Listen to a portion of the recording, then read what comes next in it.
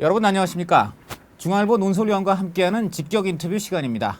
요즘 야당이 공천권이나 여러 가지 문제로 시끌시끌합니다만 사실 여당도 내부를 들여다보면 그에 못지 않습니다.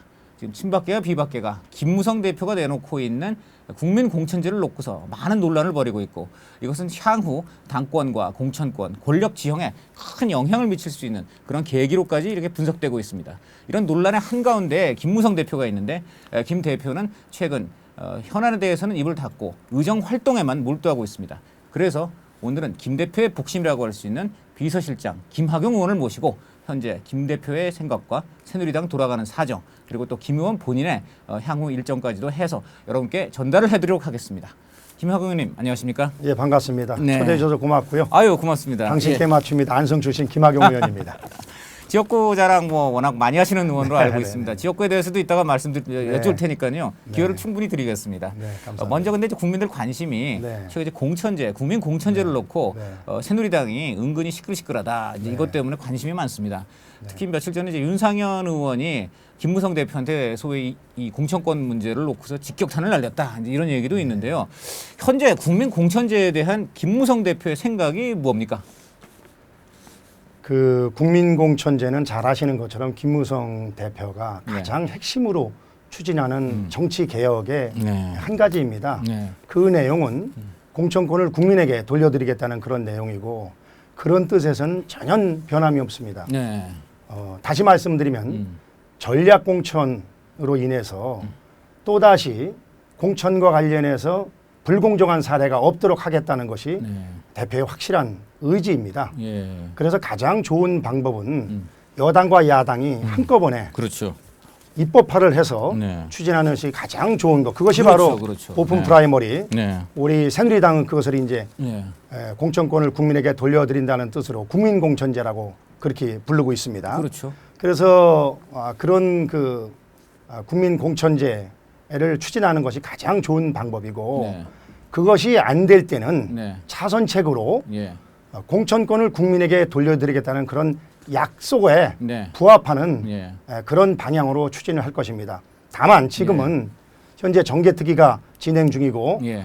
또 오늘 문재인 대표께서도 얘기를 했습니다마는 아직 그 국민공천제 오픈 프라이머리에 대해서 네. 불씨가 꺼지지 않고 있는 그런 상태입니다. 그래서 불씨가 꺼지지 않았다. 네. 오늘 얘기했지만은 문재인 대표도 오픈 프라이머리는 자기도 공약을 했다. 네. 그래서 오픈 프라이머리가 만약에 많은 의원들이 네. 뜻이라면은 그걸 따르겠다 이렇게 얘기를 해서 문 이미 대표가? 지금 네. 소위 얘기하는 문을 열어놓은 상태거든요.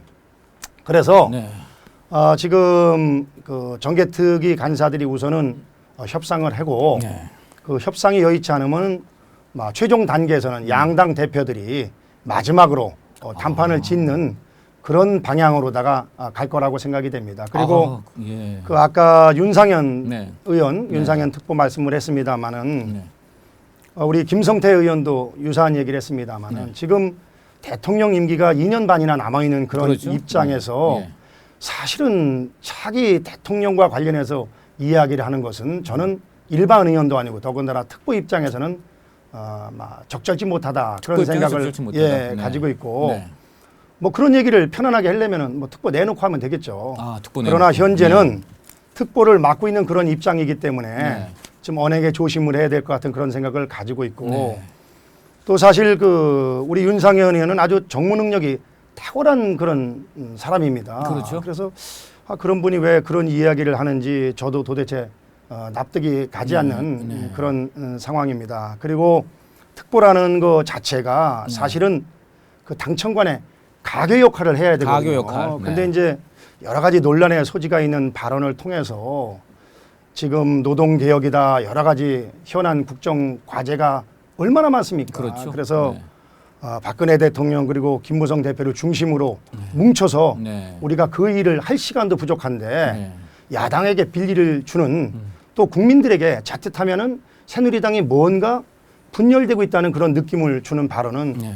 저는 좀 옳지 않다고 생각을 합니다. 그 윤상현 뭐 의원 하면 이제 워낙 친박계에서도 핵심으로 알려졌기 때문에 혹시 그런 윤상현 의원의 발언 지금 비판하셨습니다만 그 발언의 배경에 대통령의 뜻이 실린 거 아니냐 이제 이런 분석이 있습니다. 어떻게 글쎄 뭐 언론에서도 이미 다 분석을 했습니다만은 그것이 청와대의 뜻은 아닌 것으로 윤 의원의 말이 청와대 뭐 개인의 아마 예. 소신인 걸로 생각을 하고 있습니다. 네. 네. 이 오늘 그러지 않아도 모 신문에서는 윤 의원에 대해서 좀 상당히 좀 그 자극적인 표현까지 써가면서 뭐 제방이라고 했는데 소위 간신해란 다른 뜻으로 했습니다. 간신으로 이제 지칭을 하면서 이제 박 대통령이 특보라든가 이 자리에서 좀 물러나게 해야 된다. 뭐 이런 얘기도 있는데 그 얘기하고 상통하는 얘기인가요? 지금 말씀. 뭐 아주 상통하는 건 아니고요. 네. 저는 원론적인 말씀을 드렸고요. 다만 한 가지 아쉬운 것은 소위 그 친박 친이를 나누는 것은 저는 옳지 않다고 생각이 됩니다. 네. 특히나 지금 우리 당이 한 가지 아쉬운 것은 지금 당내 대통령을 좋아하는 그런 국회의원들이 거의 다 아니겠습니까? 최성주 네. 의원이 거의 다다. 그러면 그럼 비박이란 표현이요? 비박이라는 표현이 있지 않습니까?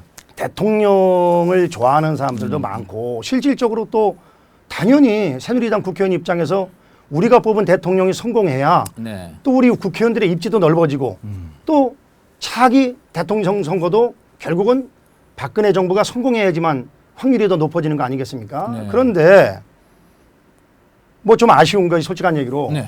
저도 2번 박근혜 대통령 만들기 위해서 죽기 살기로 뛴 사람이고 그 1등 공신이 누가 뭐래도 김무성 대표인데 네.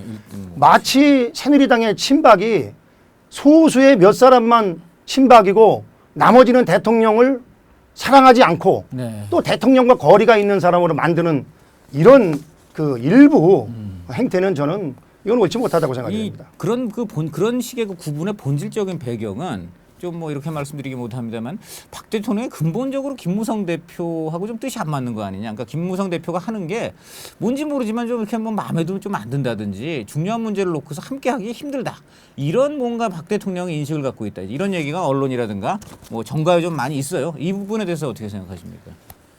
제가 그것까지 알 것 같으면은 얼마나 좋겠습니까? 박 대통령의 인식에 그거는 대해서. 저는 아닌 것 같고요. 아닌 것 같다. 예. 다만 우리 김무성 대표는 뭐 다 느끼시겠지만은 한결 같은 마음으로 네. 우리 박근혜 대통령 성공을 위해서 최선을 다하고 있고 오히려 네.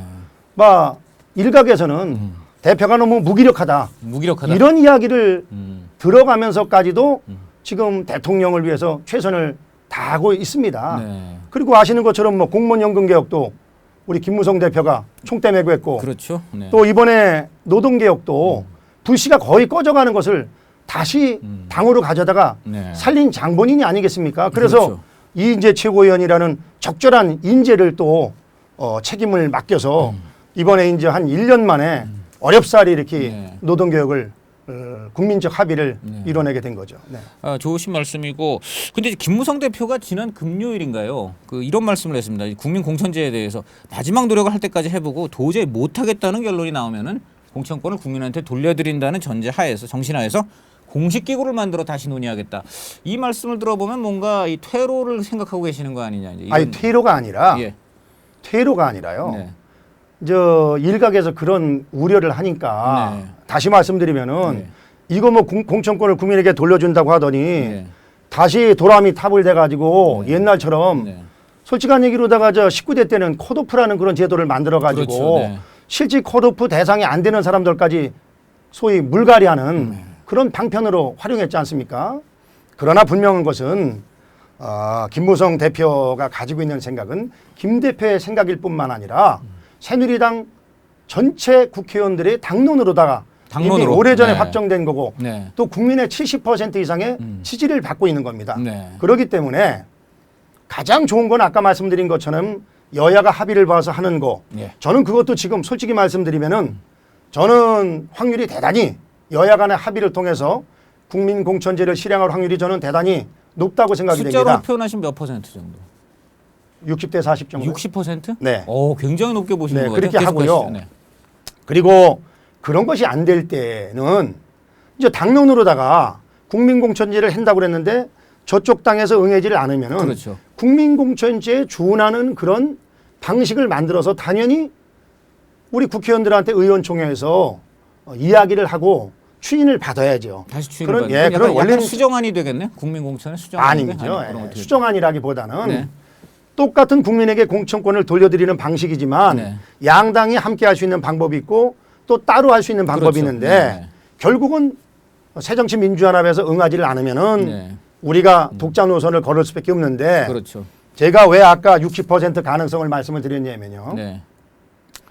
우리 입장에서도 이게 새누리당의 당론이고 관철을 시켜야 되지만 지금 새정치민주연합도 친노 비노 간에 여러 가지 지금 부글부글 끓고 있지 않습니까? 그렇습니다. 이러한 그 계파 싸움을 네. 근원적으로다가 차단할 수 있는 방법은 저는 역시 국민공천제라고 생각이 됩니다. 왜냐하면은 지금 실질적으로 새정치민주연합에서 가장 핵심은 역시 서로 간의 불신 아니겠습니까? 그렇죠. 예.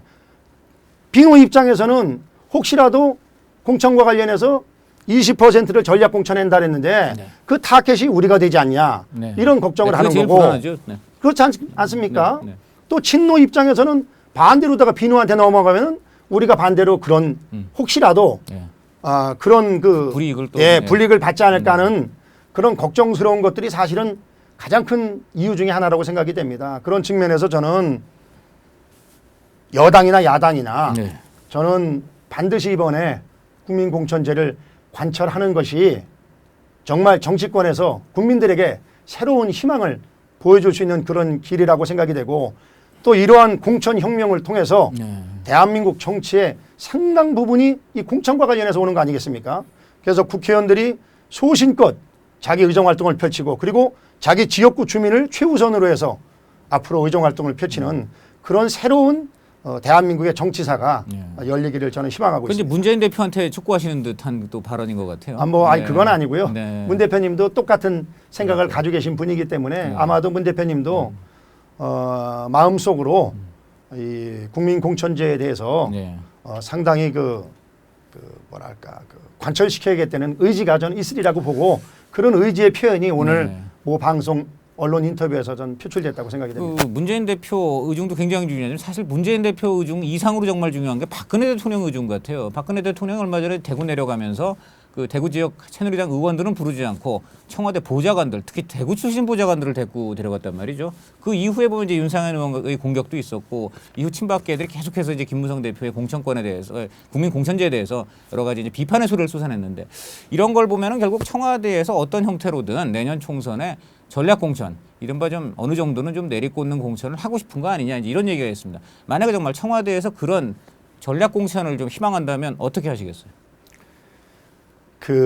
가정에 대해서 이야기하는 건 사실은 적절치 않은 것 같은 생각이 드는데 다만 한 가지 제가 분명한 것은 제가 박근혜 대통령 국회의원 시절부터 가까이 제가 지켜본 바에 따르면은 박근혜 대통령은 절대 사심을 가지고 그런 일을 할 분이 아니다. 그렇기 때문에 우리 국민들이 좋아하는 거고 그리고 우리 국회의원들이 믿고 박근혜 대통령 만들기 위해 최선을 다한 것이지 저는 결코 우리 대통령께서 그런 뜻을 가지고 있다는 보지 않습니다. 그리고 분명히 그럴 겁니다. 다만 혹시 주변에서 그런 생각을 일부 가지고 있는 사람들이 있을지는 모르겠습니다. 그러나 그것은 옳지 않고 옳지 않다. 예를 들어서 새누리당 국회의원이나 김무성 대표를 비롯한 권력자들이 아니 과거처럼 공천을 내 마음대로 해서 내가 가까운 사람들에게 공천을 주겠다.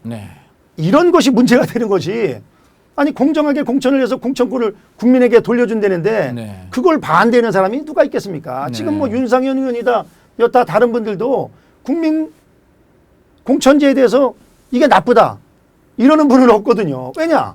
이것이 옳은 길이고 정의로운 길이고 국민이 원하는 길이기 때문에 저는 그건 결코 그렇지 않다고 생각이 됩니다. 그러니까 박근혜 대통령이 그럴 리는 없을 거예요. 그럴 리는 없을 거예요. 다만 근데 지금 조금 더 이어서 질문하면 친박계에서 예를 들어 그렇더라도 국정의 안정적인 운영을 위해서 뭐 예를 들어 국민 공천을 하더라도 한 예를 들어 10%, 20% 정도는 전략 공천을 인정해달라 이렇게 좀 요구할 수도 있을 것 같아요. 이런 경우 어떻게 하시겠어요? 저는 그렇게 요구하는 의원은 없으리라고 보고요. 만약에 그렇게 요구하는 의원이 있다면 그건 정말 시대 정신을 망각한 사람이죠. 그래서 저는 실질적으로 그런 일은 저는 없으리라고 봅니다. 그러니까 그 얘기는 역으로 말하면은 김무성 대표와 지도부는 국민 공천제를 관철할 뜻이 아주 확고하다. 그렇게 말해도 되는 거, 그렇게 봐도 되는 건가요? 새누리 국회의원들이 혁신위원회부터 시작해서 상당히 오랫동안 고심을 해가지고 당론으로 결정된 건데 그걸 어떻게 한두 사람의 의견으로다가 바꿀 수가 있겠습니까? 더군다나 옳지 않은 방향으로. 그건 가당치 않다고 저는 생각이 됩니다. 근데 이제 사실 그 뭐 조금 아픈 질문일지 모릅니다만은 그렇게 당론 의원들이 다 투표로 해가지고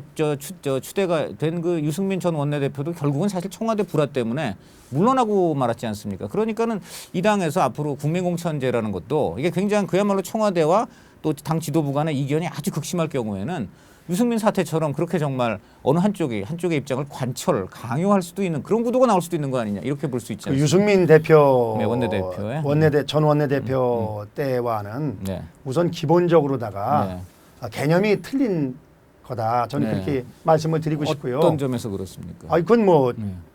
여러 측면에서 그렇죠. 그리고 유승민 전 원내대표와 관련해서는 뭐 제가 지금 뭐 또 이 자리에서 다 모든 걸 네. 말씀드리는 거는 언제가 적절치 않은 것 말씀드릴 같고 계획이 있으리라고 보고요. 예 네. 그리고 이 국민 공천제와 관련돼서는 네. 네. 이것은 예. 국민들이 바라는 방향이고 대한민국 정치가 가야 할 길이기 때문에 네. 저는 이것은 예를 들어서 10%가 됐건 5%가 됐건 예외를 인정하면은 네.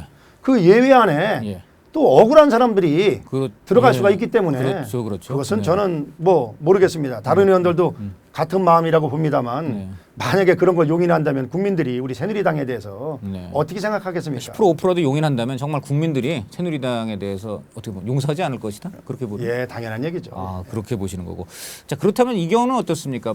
그 박 대통령의 청와대가 전략 국민공천제는 찬성하더라도 그 해당 주요 핵심 지역구에다가 소위 오늘 뭐 신문에도 났습니다만 박근혜 키즈 지금 출동 준비 완료 뭐 이런 기사도 났습니다. 청와대 지난번에 대구에 이제 대동을 했던 예를 들어 뭐 그 안봉근 비서관이라든가 천영식 비서관이라든가 이런 소위 박근혜 키즈들을 핵심 대구라든가 말이죠. 뭐 포항, 경주 또 서울, 강남 이런 데다가 그 청와대 키드들을 내려보내는 거죠. 이제 그렇게 되면 그 경선 구도가 그야말로 이게 오픈 프라이머리가 아니라 블루 프라이머리 되는 거 아니냐 이런 얘기도 있어요. 자, 이 부분은 어떻게 보십니까? 아니 네. 결국은 원론적인 말씀을 드릴 수밖에 없는데요. 네. 저는 현재 언론에서 뭐 그렇게 특정인을 지청하면서 하는 거는 저는 그건 좀 너무 나간 거 아니냐, 너무 나간 좀 더 것이다. 너무 나간 것 같은 생각이 들고요. 네. 다만 한 가지 혹시라도 그 중에 네. 뭐 국회의원이 돼가지고 국민에게 봉사할 그런 생각이 있는 사람들은 네. 아니 당연히 뭐 국민이 한 사람이니까 네. 똑같은 기회가 있는 거죠. 네. 아니 그런 분들이라면은 네. 사표 쓰고 지역에 내려가서 지금부터 열심히 해가지고 네. 뭐 그 지역 네. 막 유권자들의 네. 뜻을 네. 막 소위 심판을 예, 선택을 얻을 수 받으면 있다면 그건 가능한 거죠. 뭐 똑같은 절차에 의해서. 그러니까 예. 이제 뭐랄까 이제 똑같이 평등한 후보의 한 사람으로 당연한 얘기죠. 경선에 나와서 예, 국민 그 해당 지역 주민들의 예. 선택을 받으라. 예, 근데 그러니까, 아까도 말씀드렸습니다만 네, 네. 좀 언론에서 너무 좀 네. 앞서 나가는 게 아니냐 그런 생각을 그 얘기는 갖고 그러면 있습니다. 그렇게까지는 안 할 것이다. 그러니까 청와대에서 그런 식으로 소위 그 박근혜 키드들을 핵심 지역의 후보로 내지는 않을 것이다. 이렇게 보시는 거예요? 의도적으로 내는 일은 저는 없을 것이다. 없다고 보고요. 다만 네. 이제 그 중에 네. 혹시라도 네. 개인이 네. 국회의원 출마를 통해서 예. 또 막 국민들에게 봉사하고 싶은 그런 생각을 가진 분들은 전 뭐 가능하다. 예. 당연한 얘기죠. 근데 이제 문제는 그분들이 가서 100%일 겁니다. 제가 박근혜 대통령의 그런 어떤 그 뜻을 받자와 여기 나왔고 앞으로 박 대통령의 뜻을 따라서 제가 의정을 하겠다. 저를 선택해 주십시오. 뭐 소위 만약에 이런 그렇게- 친박부각 이렇게 되는. 그렇게 만약에 예. 얘기한다면 네. 그건 한마디로 해서 좀 수준 낮은 거죠. 수준 낮은 것이다. 예. 저는 그건 옳지 않다고 그럴 봅니다. 경우는 그럼 지역 주민이 그런 경우 그런 식의 그 수준 낮은 어떤 유세를 별로 지역 주민이 받지 않을 것이다. 그거야 제가 속단할 수는 없죠. 뭐 그런 지역에 얘기- 따라서 좀 다를 수도 있고 네, 네. 그렇습니다만 원론적으로는 예. 그거는 옳지 않다고 생각이 됩니다. 자기 자신의 스펙과 네. 자기 자신의 사고를 가지고 본인의 정책, 그러면 본인의 능력. 당연한 예. 얘기죠. 그렇죠. 아니 국회의원을 뭐 딴 사람이 해줍니까? 그렇죠. 자기가 되면 예. 자기가 자기 힘으로 해나가야 되는데 예. 남에게 의타해서 하는 정치는 저는 옳지 않다고 생각이 됩니다. 원론적으로 다 정말 맞는 말씀들을 해주시는 것 같아요. 근데 반대로 이제 친박 쪽에서 이런 또 좀 약간 걱정을 합니다. 그러니까 근데 오늘 이거 좋은데, 예. 인터뷰 자체가 상당히 너무 나가는 것 같은 느낌이 많은데 이 정도까지 제가 요거는 하나만 보여드릴게요. 왜냐면 이게 워낙 국민들이 궁금해하기 때문에 네네. 사실 이거 조금 요거는 뭐 제가 부가 설명드리자면 최근에 새누리당 박근혜 대통령 지지율 굉장히 올랐는데 오늘 아침에 네. 그 지지도 조사를 보니까 지난주에 좀 빠졌어요. 예. 그 빠진 이유가 뭐냐면 그 여론조사 전문가들이 전부 분석이 비슷한데 소위 그 공천권 내지 국민 공천제를 둘러싸고 그 마치 청와대 또는 친박계와 그 비박계 또는 이제 대표 지도부하고 뭔가 갈등이 있어 보인다. 이런 게 이번에 새누리당과 대통령 지지도가 동시에 빠진 그런 요인으로 분석된다. 여기에 전부 전 전문가가 이렇게 입을 모으더라고요. 그러니까 역설적으로다가 역설적으로. 역설적으로다가 지금 새누리당 내에서 국민들이 바라는 것은 산적한 국정 현안 그렇죠. 잘 해결하고 네, 맞습니다. 국민들 네. 먹고 살기 좋게끔 해달라 그거 아니겠습니까? 그렇죠. 바로 그겁니다. 그런 거 다 한꺼번에 신경을 써야 되는데 네. 거기에 좀 본질에 벗어나는 발언들을 하고 그런 게 그런 있어요. 거와 네, 관련해서 네, 국민들이 네. 실망을 하고 그렇습니다. 뭐 그런 거기 네. 때문에 예. 저는 앞으로도 예. 뭐 물론 우리 대다수의 새누리당 의원들은 같은 생각입니다만은 정말 국민들이 원하는 바대로다가 네. 우리가 국회의원으로서의 소명을 다해야 된다 그런 생각을 가지고 있고요. 네. 다만 여론조사라는 것은 그건 뭐 뜬구름과 같은 거기 때문에 네. 그거에 꼭 일비일비할 필요는 없다고 생각이 됩니다. 아이고, 꾸준하게 맞는 말씀이죠. 예. 꾸준하게 국민을 보고 뚜벅뚜벅 걸어나가는 것이 오히려 더 맞습니다. 필요하다 그런 생각을 제가 하고 그래 있습니다. 지지 여론조사 얘기한 것은 그 어떤 지금 일희일비할 그런 상황에 대해서 얘기한 건 아니고 그만큼 국민들의 관심이 여기 집중돼 있다 보니까 이제 좀 그런 질문도 드린 것인데 한 네네. 가지만 더 질문 관련해서 드리면 친박계에서는 이제 이런 걱정을 하는 부분이 있는데 국민공천 좋다. 근데 국민공천제 하게 되면 은연중에 김무성 대표 본인이 이제 전략공천은 당연히 안 하지만은 뭔지 모르지만은 김무성 대표가 영향을 미쳐서 어떤 김무성 대표가 미는 후보가 어떤 유리한 고지를 천점할 수 있지 않겠느냐 이런 또 걱정하는 분도 있어요. 이제 뭐 제가 어떻게 개인적으로 솔직히 말씀드리면 네. 우리 대표가 조금이라도 좀 그런 생각을 가져 가지고 있으면 좋겠는데 안타깝게도 네. 깜짝 놀랄 정도로 예. 그런 생각을 가지고 있지 그렇습니까? 않습니다. 그래서 아. 김학용 국회의원이 됐건 네. 뭐 왼팔이 됐건 오른팔이 됐건 무슨 팔이 됐건 간에 네. 열심히 지역에서 일하는 것이 살 길이고 그건 김무성 대표 본인도 예외가 아닙니다. 그렇기 그럼 때문에 본인도 지금 지역구 가서 다음 어떻게 되는 겁니까? 내년도 본인도 지역구에서 저도 저 하는 새벽 6시 10분에 예. 출퇴근하면서 안성에서 출퇴근하면서 네. 1년에 9만 킬로 이상 네. 다니면서 네. 비서실장 역할도 하고 또 지역구도 하고 또 의정 활동도 되느냐고 지금 아주 저 온몸이 지금 아주 원래 죽을 저 지경입니다. 김무성께서 지역구 열심히 닦으신다는 건 뭐 워낙 공제 사실이고 근데 네. 김무성 대표도 내년에 그러면은 영도구나 자기 그 해당 지역구에서 네. 그 국민 공천제로 당연한 합니까? 얘기죠. 본인도 예. 경선에 나온다. 당연한 얘기죠. 예. 당연한 얘기죠. 아유, 네. 김무성 대표가 생각을 해보세요. 얼마나 저 억울한 일을 2번 당했습니까? 그렇긴 하죠. 예? 예, 맞습니다. 18대 19대 예. 정말 그 저 기가 막힌 일을 당해가지고서 그렇죠. 결국은 국민들이 살려서 다시 돌려보낸 거 아니겠습니까? 그러면은 예. 공천이 얼마나 잘못됐는지 단적으로 보여주는 그러니까 거죠. 쉽게 말하면 예. 당대표 공천이나 그 실세 공천에 당했기 때문에 국민 공천밖에 내가 믿을 곳이 없다. 지금 이렇게 된 셈이네요. 어떻게 보면. 아니 이제 네. 본인 때문에 그러는 게 그건 아니라 아니에요. 예. 대한민국 정치 그렇죠? 발전을 위해서 예, 하는 거죠. 네. 그렇죠. 이 비례대표는 어떻게 공천합니까? 비례대표는 어떻게 공천하실까요? 비례대표도 김무성 대표께서 말씀하신 것처럼 대표가 네. 관여 안 한다는 것이 네. 기본적인 생각이고 네. 아마 비례대표는 앞으로 비례대표를 어떻게 해서 정말 네. 제대로 된 비례대표 분들을 모시냐 예. 소위 각계에서 가장 인정하는 전문가 네. 그리고 각계에서 가장 대표성을 가진 분들을 모시냐 네. 하는 문제는 아마 네. 또 우리가 검토를 해야 될 사항으로 알고 있고요. 네. 다만 과거처럼 과거보다는 훨씬 더 네. 정밀하고 정밀하고. 그리고 각계의 대표성을 가진 분들을 모시기 위한 그런 시스템을 네. 마련할 것으로 그렇게 생각이 하여간 됩니다. 대표가 관여하는 공천이 역시 아닐 것이다. 예, 그건, 예, 예. 그건 분명한 거죠. 예, 예, 예. 네, 알겠습니다. 자, 비례대표에 대해서는 이제 다음에 또 기회가 예. 또 어느 정도 이제 그 안이 마무리되면 또 질문을 드리고요. 공천제도 많이 여쭤봤는데 그럼 이번엔 또 김 대표와 새누리당에 관심을 갖고 있는 포털 개혁에 대해서 좀 말씀을 네. 드려보겠습니다. 이 김 대표가 물론 이제 이게 굉장히 국가적인 문제이기 때문에 김 대표가 직접 나서신 것 같긴 한데요. 김 대표 본인이 특별히 포털 개혁에 이렇게 의지를 갖게 된 어떤 계기가 있습니까? 어떤 개인적인 계기도 있을 것 같은 느낌이 들어요. 그거는 네. 솔직히 얘기하면 개인적인 계기는 전혀 아니고요. 전혀 없습니까? 예. 이런 겁니다. 지금 포털이라는 것이 예. 그 영향력이 어느 정도냐면요. 네. 지금 방송 3사를 제외하고서는 네. 넘버 2입니다. 영향력에서. 네. 그러니까 이미 지금 언론으로서의 역할을 하고 있는데 네. 언론으로서의 역할에 따르는 지금 의무 조항이 전혀 없습니다. 네. 예를 들면 그런 겁니다. 요새 문제가 되고 있습니다만은 신문사에서 제공하는 네. 그런 어떤 그 그 제목과 네. 또 포털에서 다른 제목이 다른 경우가 많거든요. 또 하나는 이게 저 제목과 내용이 다른 경우가 많습니다. 그런 거 많죠. 예를 들면 네. 뭐 유명 연예인 이름 앞에 네. 딱 써놓고 네. 헉 이럴 수가 하면은 네. 이게 뭔가 이거 이 낚시성 그 저 많이 걸리죠. 예, 네. 낚시성 그 저도 저 하루에 뭐야 몇 제목에 번씩 걸립니다. 들어가면은 네. 네. 이거 뭐 전혀 엉뚱한 내용이 나오는 거죠. 그렇죠. 그래서 제가 이 관련 법안을 검토를 해봤더니 네. 하지 말아야 한다는 그런 조항은 있는데 네.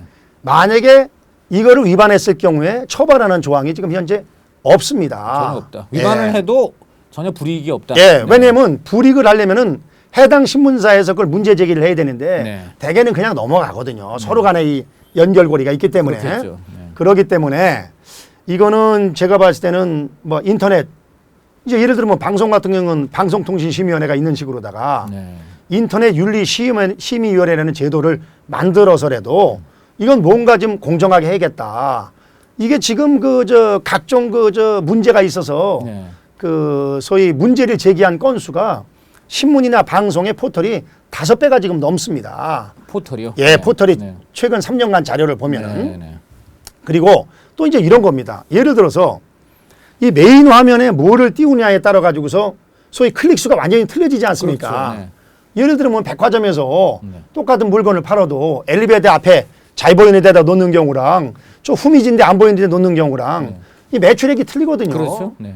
이번에 우리 새누리당에서 외주를 줘서 나온 데도 그런 내용인데 실질적으로 보면은 그 메인 화면에는 청와대나 아니면 김무성 대표를 비난하는 네. 그런 글을 많이 띄우는 거 네. 이건 저는 옳지 않다고 생각이 되고 그래서 이 포털과 관련해서는 어느 정당에 유리하냐 불리하냐 그런 문제로 접근해서는 안 되고요. 네. 이것은 이미 언론으로서의 역할을 하고 있기 때문에 국민들에게 미치는 영향이 지대하지 않습니까? 그렇기 때문에 거기에 따르는 의무도 공정하고 객관적으로다가 포털이 운영될 수 있도록 해야 된다. 네. 이건 저는 분명히 앞으로 시정이 돼야 되고 네. 야당 의원들도 개인적으로 보면은 막 그런 측면에 대해서는 의견을 같이 하고 있습니다. 아, 그렇습니다. 네네. 다만 이제 네. 뭐 메인 화면에 뭐 청와대랑 뭐 김무성 대표를 부정적이게 많이 뜨지 않냐 이런 부분에 대해서 이제 약간의 그 부분에 대해서는 야당 의원들이 별 말이 없을 것 같아요. 약간의 저기를 하는 거지 예, 예. 사실은 뭐 그 포털의 지금 기본적인 문제점 영향력에 대해서 뭔가 공정하게 해야 되지 않냐 이런 부분에 대해서는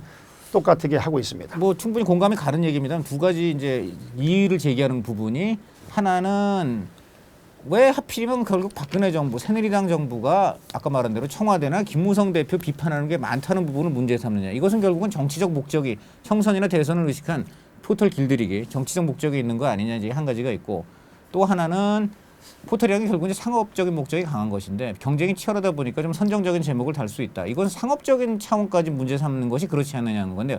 앞에 첫 번째 문제. 정말 총선이나 대선을 의식해서 포털을 길들이려고 또 그동안 여당이나 청와대 불리한 기사가 많았던 부분을 아니 먼저 길들이려고 하는 네. 거는 아니고요. 예. 예를 들어서 반대죠. 네. 반대로다가 네. 새정치민주연합에 대해서 부정적인 기사를 메인 화면에 많이 띄운다. 예. 이것도 옳지 못한 거죠. 그런 그렇기 경우는 때문에 그런 경우가 많이 있었습니까? 그런 경우도. 아니 그런 경우가 별로 없으니까 저쪽 땅에서 조용할 네. 테죠. 예, 예. 그래서 그런 점 때문에 그런 또- 거는 제가 봤을 때는 네, 네. 포털의 공정성 확보 측면에서 봐야지. 네. 예를 들어서 그걸 무슨 어느 특정 정당의 그 이익이나 손해 부분으로 네. 접근해서는 저는 적절치 않다고 100번 봅니다. 공감 갑니다. 근데 아마도 야당이나 소위 진보 진영 이런 데에서는 어쨌든 간에 현상적으로는 정부나 여당을 비판하는 기사가 더 많이 떴을 게 높기 때문에 그렇다면 지금 새누리당 정부가 할 자격이 없다. 아마 뭐 이런 식으로 계속 몰아붙일 것 같아요. 아 그건 뭐 네. 국민들이 평가할 문제죠. 저는 네, 분명히 네. 이제 포털도 예. 언론으로서의 책임과 의무를 다해야 된다고 생각이 됩니다. 국제적으로도 그렇습니까? 미국도 예를 들어 뭐 이런 뭐라 그럴까 구글이라든가 이런 거를 언론으로 칩니까? 어떻습니까? 아, 뭐 구체적으로는 제가 모르지만 구글이나 이런 데는 네. 훨씬 더 투명한 그런 제도가 네. 마련이 돼 있는 것으로 제가 알고 있습니다. 네. 예. 그래서 어쨌든 간에 이번에 포털 개혁을 추진하시는데요. 이제 야당이 반대할 가능성은 높고요. 그렇더라도 반드시 어느 정도까지는 실현을 보시겠다. 뭐 이런 좀 선이 있습니까? 뭐 아까 말씀드린 것처럼 예. 뭐 예를 들면 가칭 인터넷 윤리심의위원회를 만들어 가지고 네. 최소한도 예. 아까 말씀드린 것처럼 그 예를 들어서 제목을 바꿔 가지고서 예. 혹시라도 그 본 뉴스를 소스 제공해주는 네. 그런 언론사의 의도가 왜곡되는 문제라던가 예. 또 아니면은 소위 그 선정적인 낚시성 제목을 달고 네. 내용이 다른 이런 부분이라던가 예. 또 조금 전에 말씀드린 것처럼 메인 화면에 네. 이게 특정한 방향으로다가 메인 화면에 이렇게 오르고 그러는 거 예. 뭐 그런 것 정도는 저는 분명히 공정하게 운영이 될 수 있도록 네. 시정이 돼야 된다고 생각을 하고 있습니다. 좋은 말씀이시고, 자, 그리고 국정교과서가 또 이제 굉장히 정부가 의욕적으로 추진을 하고 있는데, 그 당장은 황우여 부총리, 주무부처인 교육부의 황우여 부총리도 좀 약간 소극적인 것 같아요. 그리고 이제 이거 어떻게 봐야 됩니까? 저는 소극적이지 않다고 보고요. 황 부총리가 소극적이지 예, 않다? 다만 절차가 있기 때문에 네. 그 절차를 이행하는 동안에는 당연히 예. 그 담당 장관 예. 교육부총리로서 당연히 신중하게 접근하는 것이 저는 옳다고 봅니다. 예. 이 역사교과서 문제는 저는 그렇게 생각을 합니다. 이게 국정이냐 거민정이 옳으냐 네. 소위 선과 악의 문제가 아니고 저는 선택의 문제라고 생각이 됩니다. 어떤 것이 더 우리 국민들에게 효과적이고 효율적이냐의 문제인데 사실은 거민정 교과서나 국정 교과서나 다 완벽한 건 없다고 생각이 됩니다. 그러나 한 가지 분명한 것은 현재 거민정 교과서를 보면은요. 이게 역사라는 것이 소위 객관적인 사실에 기초해서 이 저술자가 저술을 해야 되는데 그렇죠. 이것을 주관적인 관점에서 많이 하기 때문에 예. 지금 교과서마다 다 틀리지 않습니까? 예를 들면 천안함이라든가 연평해전 같은 분명한 사실에 대해서도 이걸 북한이 했다는 것에 대해서 명확하게 밝히지 않는 그런 교과서들이 현재 지금 있는 것이 현실이고 또 다른 관점에서 보면은 이 역사 교과서라는 게 감수성이 예민한 그런 학생들이 배우는 건데 아니 도대체가 경상도에서 배운 학생 대한민국 역사 틀리고 충청도 또 전라도에서 배운 학생 역사 틀리고 강원도에서 배운 역사 틀린다면은 이거는 국가의 정체성 그리고 미래로 나아가는 그런 긍정적인 국민 통합을 하는 데 있어서 대단히 문제가 있는 거죠. 다만 반대하는 측 논리를 보면은 그겁니다. 분명한 것은 이게 혹시 친정부 소위 역사를 왜곡을 해가지고서 뭐 그렇게 하지 않냐 이런 걱정을 하고 있거든요. 실질적으로 과거에는 그런 일부 사례가 있었던 것이 사실입니다. 그러나 뭐 우리 존경하는 강찬호 논설위원 아시는 것처럼 지금 국민 수준이 역사를 왜곡하는 것을 국민들이 용인할 정도의 수준은 전혀 아니라고 저는 생각이 됩니다. 그렇기 때문에 정말 객관적인 사실에 기초해가지고 대한민국 역사 교과서를 국정으로 바르게 집필을 해서 정말 정권이 바뀌더라도 역사가 바뀌는 그런 일을 없도록 하는 것이 맞다는 생각이 들고요. 또 한 가지 아쉬운 것은 선진국들은 대개 지금 거민정을 많이 채택을 하고 있습니다. 그 점인데요, 또. 근데 그건 대한민국과의 특수성이 다릅니다. 왜냐하면은 다른 나라들은 소위 생각의 격차가 그렇게 크진 않습니다. 그러나 우리나라는 안타깝게도 이 집필하는 사람에 따라서 너무나 천양지차입니다. 생각이. 그렇기 때문에 이 교과서가 소위 어느 정도 수준 내에서 달라야 되는데 지금은 완전히 천양지차이기 때문에 도저히 이것을 그냥 놔뒀을 경우에는 이건 대한민국의 역사관 자체에 심각한 우려가 있다. 뭐 그런 생각을 갖지 않을 수가 없습니다. 다만 좋은 말씀이신데 뭐 보면은 여론도 보면 소위 보수 진영 예를 들어 뭐 조선일보라든가 동아일보까지도 이 부분에 대해서는 국정교과서가 능사냐 이런 좀 지적을 하고 있고 보수 성향 학자들도 다양성을 인정을 좀 해줘야지 국정 하나로만 가는 건 좀 문제가 있다 해서 좀 목소리가 아니 그러니까 그건 어떻게 뭐 그런 의견도 충분히 맞는 이야기인데요. 예. 역설적으로 얘기하면요. 제가 뭐 지역에 국정감사 가서도 그 교육감님들한테도 그런 말씀을 드렸습니다만 소위 진보 교육감들한테도 얘기를 했습니다만은 그렇다고 하면은 예를 들어서 거민정 교과서가 문제가 있는 내용이 있으면은 물론 1차적으로는 그거를 승인해 준 관련 부서도 문제가 있습니다만은 만약에 그렇다 하더라도 자기 지역에서 가리키는 교과서가 그렇게 문제점 있는 게 있으면은 당연히 시정하려고 교육감들이 노력을 해야 되는데 그렇죠. 단 한 번도 그런 노력을 한 적이 없습니다.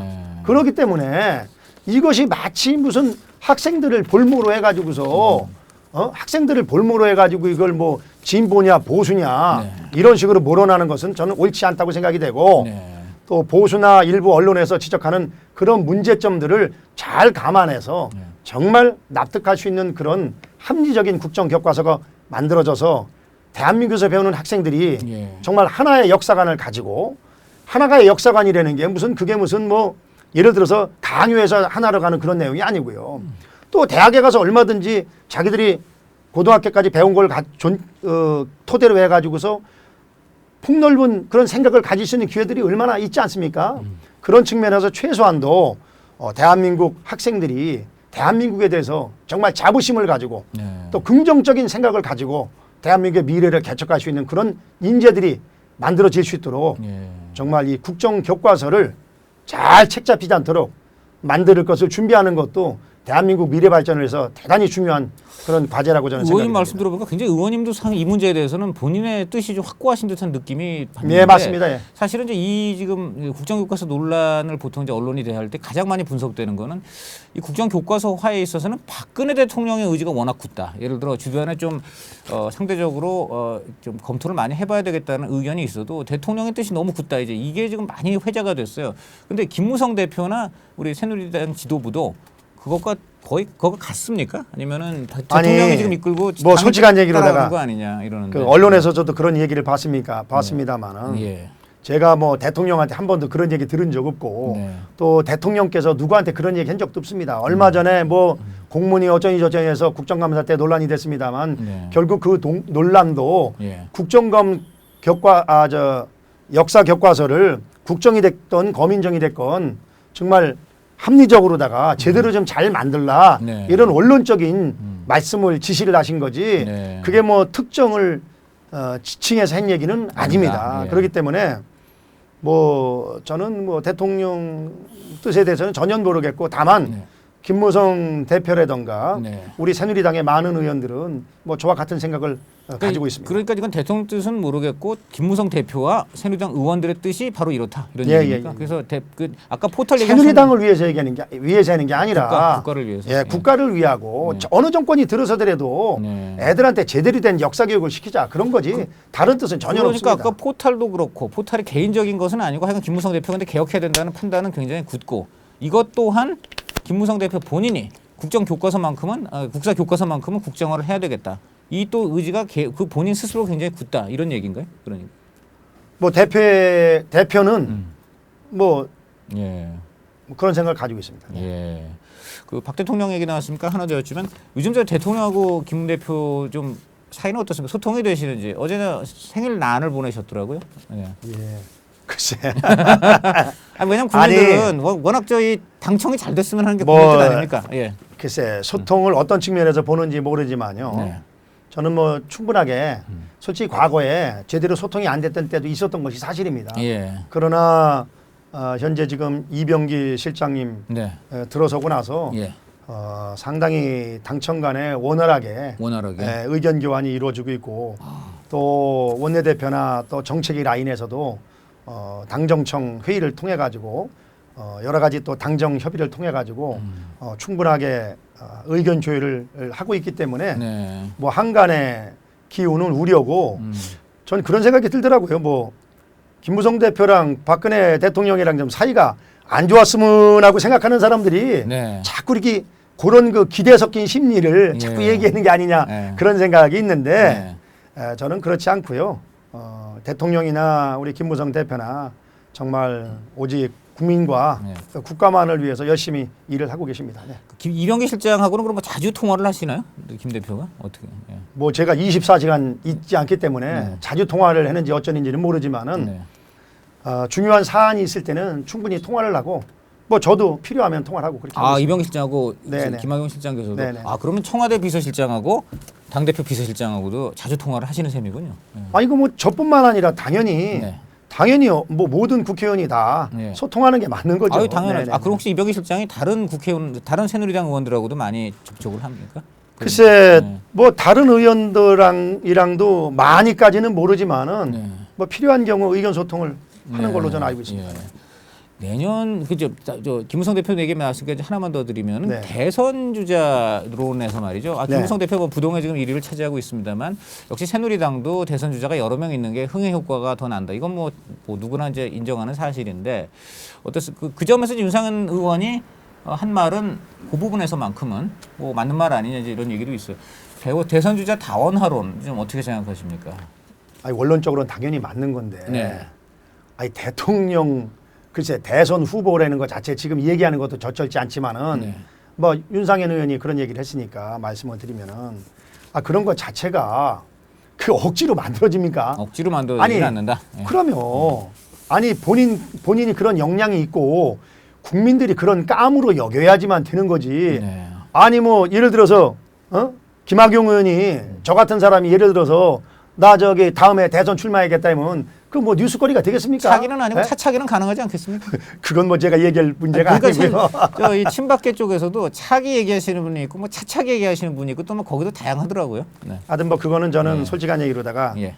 그 다원화되는 것이 원론적으로는 맞지만 그거 자체가 강제로다가 될 수 있는 일은 아니고 네. 혹시라도 그런 뜻이 있는 분들이라면 네. 본인 스스로 그런 국민들이 대통령 감으로 생각할 수 있는 그런 어떤 역량을 보여줘야 된다는 그런 생각을 가지고 있고 그런 역량이라는 것이 무슨 뭐 누구랑 각을 세우고 뭐 누구랑 싸워서 되는 것이 아니라 네. 열심히 일하는 모습을 보여줌으로써 저는 네. 그것이 네. 가능하다고 생각이 됩니다. 또 한 가지 말이 나온 김에 얘기지만은 네. 뭐 윤상현 특보가 그런 얘기도 했잖아요. 뭐 새누리당 지지율은 40%인데 김무성 대표는 뭐 20%를 네, 좀 그 얘기도 넘는데 했죠. 예. 당 지지율은 40%인데 네. 뭐 20%밖에 안 돼서 별거 아니다 이런 얘기를 했는데 네. 그건 정말 비교 자체가 네. 알고 그런 건지 뭐 적절치 못해 되는 걸 알고 그런 건지 모르고 그랬는지 모르지만요. 네. 네. 아니 정당이라는 건 주로 네. 우리랑 새정치민주연합 네. 두 개 정당을 가지고 따지는 거고 그렇죠. 대통령 후보는 지금 거론되는 사람들이 얼마나 많습니까? 네. 7명, 8명 중에서 네. 22%, 23%가 나오는 건데 이건 대단한 거죠. 네. 과거에 네. 우리 박근혜 대통령 후보 시절에 두 자릿수 넘는 사람이 단 한 명이 없었습니다. 박근혜 후보도 그럼 두 자리를 안 넘었대요? 아니죠. 그러면. 박근혜 후보가 네. 후보 시절에 다른 후보들이 다른 후보들. 예, 그렇죠. 두 자리 그렇죠. 숫자를 넘지를 뭐 못했습니다. 재미있는 말로 뭐 백설공주와 난장이들 이런 얘기도 있었지 않습니까? 하여튼 그래서 네. 한마디로 말씀드리면은 그건 비교 자체가 적절치 않고 또 새누리당 지지도가 높다는 것은 네. 아니 솔직히 얘기하면 모든 새누리당 의원들도 열심히 하고 또 대통령이 일 잘하는 덕도 있는 거고 네. 또 그중에 가장 중요한 것이 역시 대표가 당을 제대로 이끌기 때문에 지지도가 높은 거 아니겠습니까? 네. 그 실증이 지난해 7월 30일 그렇죠. 재보궐선거에서도 네. 참 어렵다고 그런 선거에서 14군데 중에서 15군데 중에서 우리가 11군데 이겼고 그죠. 세월호 그러면 전국이었는데 이번에 이겼죠? 4.29 네. 재보궐선거에서도 정말 그 성완종 파동이다 그렇죠. 뭐에 대해서 예. 최악의 조건 속에서도 정말 작년에는 평택 유이동 의원 돕는 데 가가지고 반바지도 입고 모자도 쓰고 말해요. 네. 참 저 별짓을 뭐죠? 다 해가지고 솔직한 얘기로 저희가 혁신 장렬, 예, 혁신 장렬 해가지고 열심히 했고 네. 이번에도 정말 좀 많은 의원들이 정말 표현이 어떨지 모르지만 정말 거의 정말 물건 파는 수준으로다가 네. 정말 마이크 잡고 골목골목 다니면서 최선을 다해서 어려운 그렇죠. 요건 네. 쪽에서 네 군데 중에 우리가 세 군데 이겼고 한 군데 무소속이 됐지 않습니까? 네. 그래서 이것은 엄연한 현실이기 때문에 저는 김무성 대표가 여러 가지 그런 참 역경 속에서도 잘 당을 이끌어가고 있고 네. 그러기 때문에 많은 우리 새누리당 국회의원들이 김무성 대표를 믿고 지지하는 거지. 네. 그렇지 않으면 지금 이렇게 당이 가겠습니까? 그래서 네. 저는 지금은 누가 뭐래도 지금은 논란을 일으킬 때가 아니라 대통령과 대표를 중심으로 우리가 국민들이 원하는 그런 산적한 현안 문제를 하기 위해서 최선을 다해야 될 때라고 생각이 되고 네. 정말 그럴 시간이 있는 사람 한 사람이라도 있으면은 그 시간에 야당 의원이라도 한 명 더 만나가지고서 네. 야당 의원들 설득하는 걸 해야 됩니다. 국민 공천체 하자고 설득을. 아니 국민 공천대뿐만 아니라 모든 현안에 대해서 그렇죠. 자기가 가까운 야당 의원들 식사라도 해가면서 여야 간에 솔직한 얘기로다가 무슨 특별한 이념의 색깔이 아주 달린 사람 아니면은 네. 얼마든지 대화들이 되거든요. 의원님은 야당 의원도 만나시나요? 그럼요. 누구 만나시나요? 그 제가 얘기하면 혹시 그 사람이 피해를 볼까봐 얘기를 안 하겠습니다. 그러나 제가 네. 친한 의원들 네. 막 수시로 만나고 네. 또 대화도 하고 그렇게 근데 하고 또 있습니다. 예를 들어 파트너라고 할 수 있는 저 박광원 문재인 대표 비서실장을 만나셔가지고 뭐 이렇게 좀 딜을 이끄는 환경을 조성하실 수는 있을 것 같은데 어떻습니까? 뭐 필요하다면 할 수 있지만은 네. 뭐 지난번에 필요한 때 그렇게 했고요. 네. 아직은 뭐 그런 때가 아니기 때문에 예. 그런 일은 현재까지 없습니다. 김무성 대표가 정말 두 번의 어려운 선거를 다 승리로 이끈 거 정말 국민들이 다 기억할 겁니다. 내년 총선이 역시 김무성 대표 지위로 치러지겠죠? 예. 그 경우에 어떻게 전망을 하십니까? 지금 야당이 워낙 질의멸렬하고 야당 내부에서 항상 그럽니다. 100석은커녕 이제 80석이 위태롭다 지금 이러고 있어요. 자, 이 야당의 질의멸렬한 덕을 그냥 보실 것인지 아니면 다른 변수가 있을 건지 말씀을 좀 해주시죠.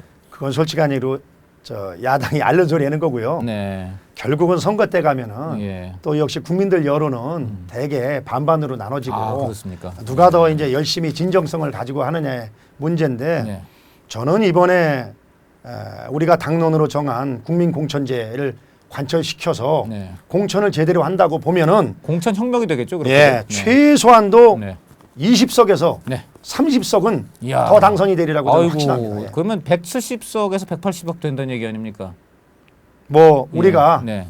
진정성을 가지고 하고 아. 또 공천을 바르게 해서 네. 가장 그 지역에서 열심히 국민들을 위해서 봉사하고 뛴 사람들 그런 사람들을 공천을 한다면은 네. 저는 뭐 20석 정도는 더 얻을 수 있다고 야, 저는 생각이 됩니다.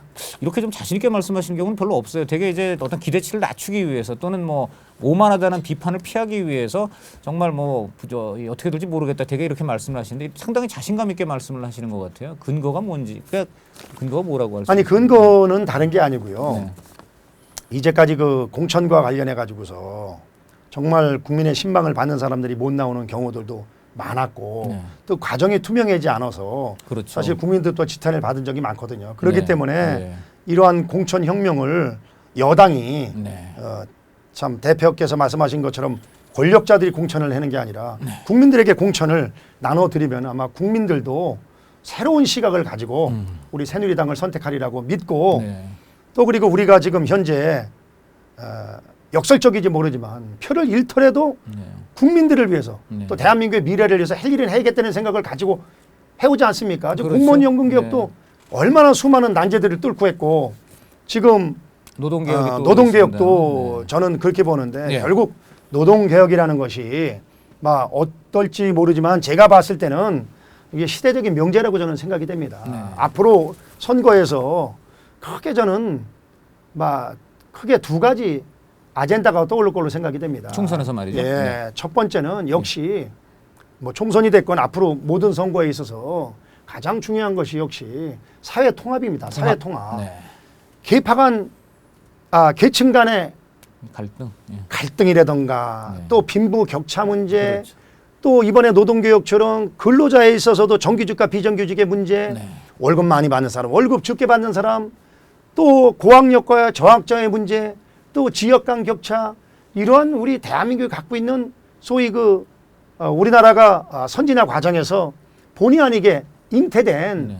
그런 적폐 중에 하나가 바로 여러 가지 격차들 아니겠습니까? 그렇죠. 네. 또 막 요새 문제가 되지만은 소위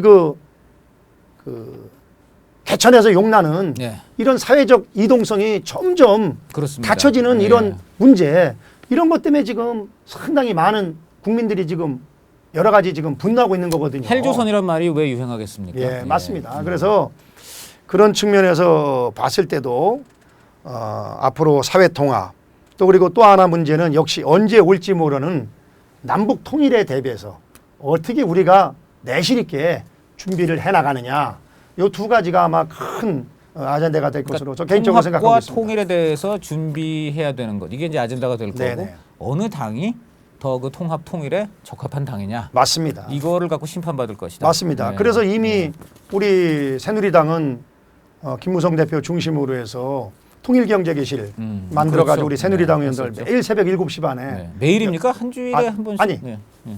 매주 매주 한 번씩 매주 화요일인가로 아마 예, 알고 있습니다. 7시 반에 이렇게 예. 모여가지고서 열심히 이렇게 스터디를 하고 네, 있고. 내일도 하시나요 그러면? 아니 정기 국회 동안에는 못 하고요. 못 하고. 예. 예, 국회가 열리지 않는 때 왜냐면 지금 같은 때는 뭐 국정감사 때문에 이거 도저히 뭐 운영이 안 돼서 대선 때까지 계속 하실 것 같아. 예. 지금 교장 선생님이 네. 강창희 전 의장님으로 바뀌었기 때문에 예. 저도 이제 간사 자리를 내놓고 네. 지금은 이제 홍일표 의원님이 간사를 맡고 계십니다. 예, 그러시구나.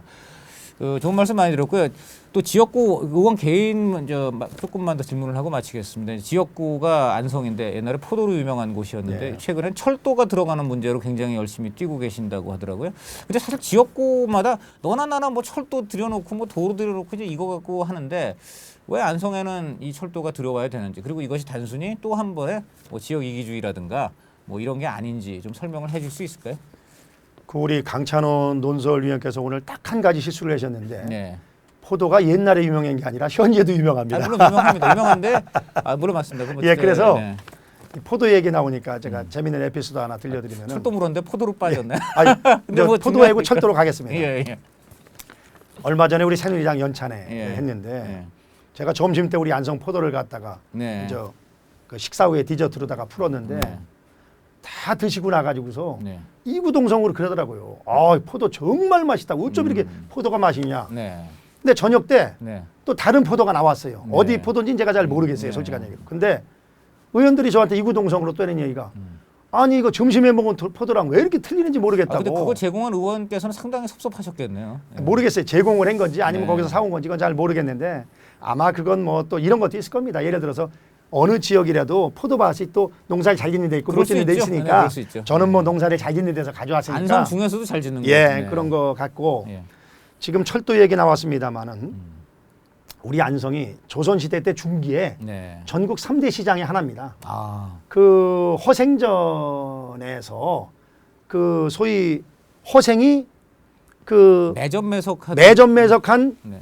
그 장소가 바로 네. 안성입니다. 그렇군요. 왜냐하면은 네. 각종 제수용품이 다 전라도, 충청도 또 경상도에서 다 안성으로 와서 안성시장에서 집결돼 가지고 올라가기 때문에 지금 막 추석이 바로 이제 눈앞인데 네. 바로 옛날 그 추석 직전에 이제 안성에서 그런 맞습니다. 짓을 했군요. 예, 맞습니다. 예. 그래서 요걸 예를 들면 2배 주고 샀다가 네. 그러니까 서울의 사대부 집안에서 제수용품을 사야 되는데 그렇죠. 네. 제수용품이 없어지니까 네. 오히려 그것을 뭐 10배로 팔았다는 그렇죠. 네. 그런 일화가 될 정도로다가 안성이 번성했던 네. 곳인데 네. 1900년대 초에 네. 이 철도가 안성 쪽으로 가게 돼 있는 게 안성의 유생들이 반대를 해가지고 평택 쪽으로 가게 되면서 저런, 네. 저희가 이제 한 100년 동안 사실은 개발해서 비껴나게 됩니다. 평택 원희철 대표는 그때 덕을 봤네요. 원희철 원내대표는. 하여튼 그래서 네.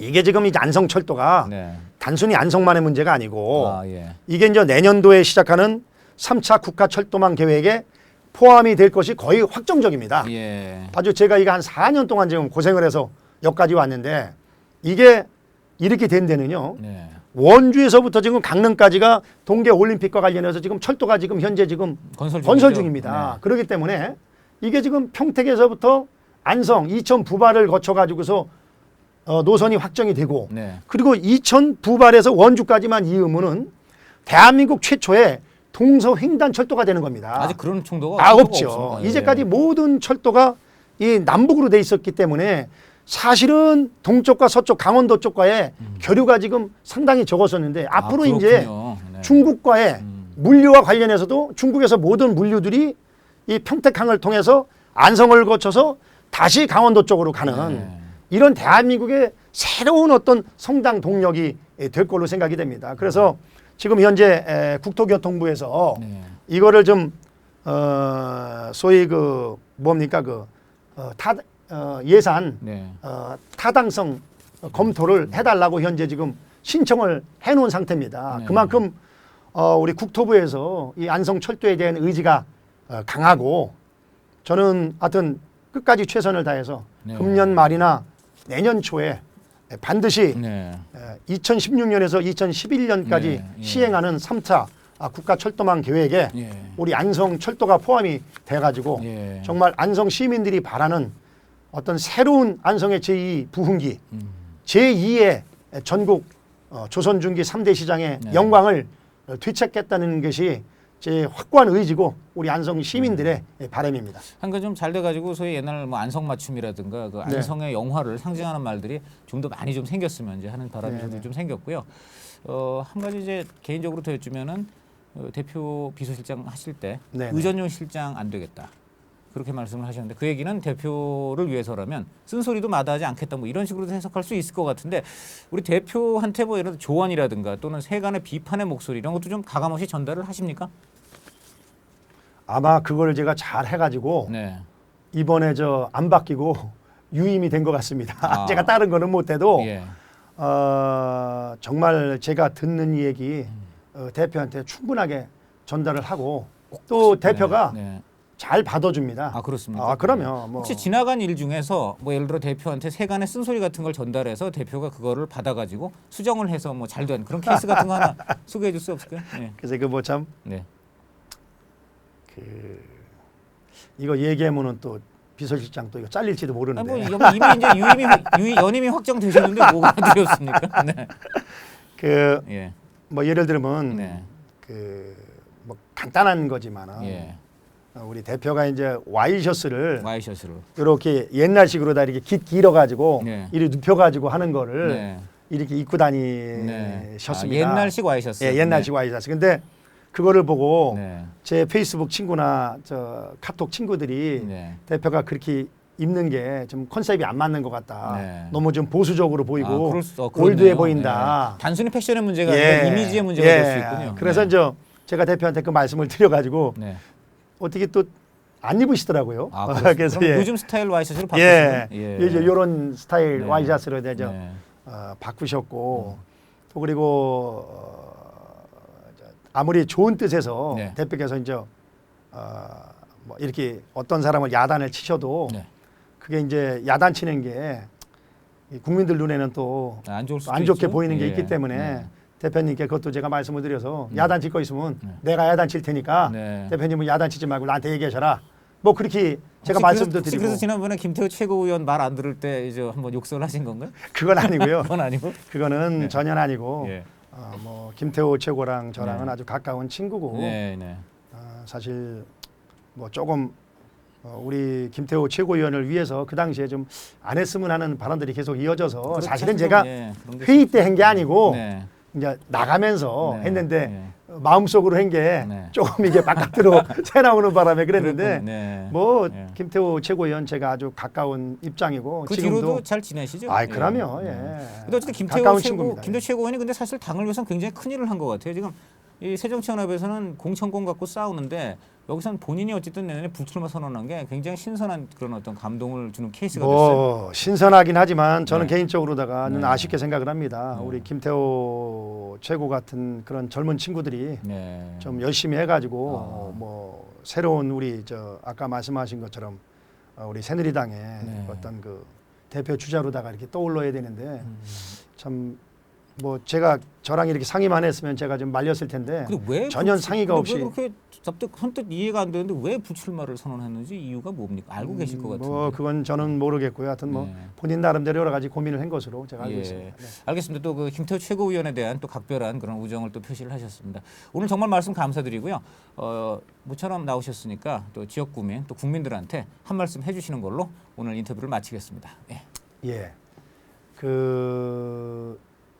하여튼 우리 국민들의 기대에 못 미치기 때문에 상당히 국민들로부터 지탄도 받고 또 야단도 맞습니다만 뭐 제가 국회의원으로서 이런 말씀 드려서 죄송합니다만 상당히 많은 국회의원들이 정말 최선을 다해서 열심히 일하고 있다.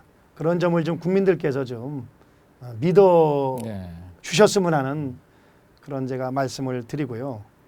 하여튼 정치라는 것이 결국은 뭐 그 국민들 억울한 일 없도록 하고 또 나라가 잘 될 수 있게끔 그런 역할을 하는 것이 국회의원의 소중한 책무라고 저는 생각이 됩니다. 우리나라가 지금 정말 이제까지 우리 할아버지 할머니 세대 또 부모님 세대들이 참 먹을 거 못 먹고 또 입을 거 못 입어가면서 열심히 정말 애국심 하나로다가 무에서 유를 창제해 온 그 네. 대한민국이라고 저는 생각이 됩니다. 그렇죠. 그래서 이런 대한민국의 기적을 계속 이어나가서 정말 우리 후손들에게 자랑스러운 나라를 물려줘야 되는데 지금 여러 가지로다가 참 넉넉지 못한 그런 국내외적인 현실이기 때문에 걱정이 많이 됩니다.